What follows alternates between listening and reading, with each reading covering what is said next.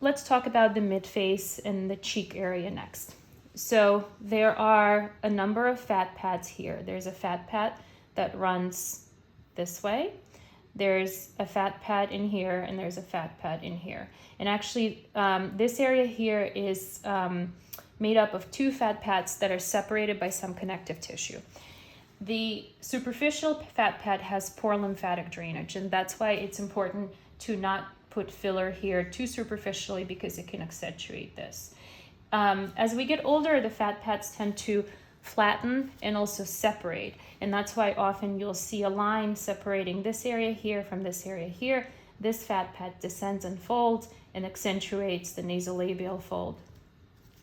The same thing on this side. Flatness here in this area accentuates the fullness here, accentuates the hollowness here. So the idea here is to create a smooth transition in the whole cheek by treating it as a complex. And again, always be aware of the fact that you don't want to accentuate any hollowness here. I'm gonna have you turn all the way this way.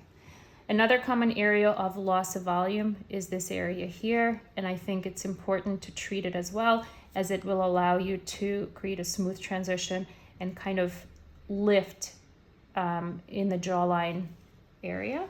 Same thing here. This is a common area of hollowness. The precanine fossa is a common area where people start to first notice hollowness and aging. So I like treating that area because it allows me to create a smoother transition, kind of take away from the fullness here, you can see that, and create a more youthful appearance without it looking unnatural. I like to place the filler hair deep on the bone, because superficial filler here can look unnatural and kind of lumpy.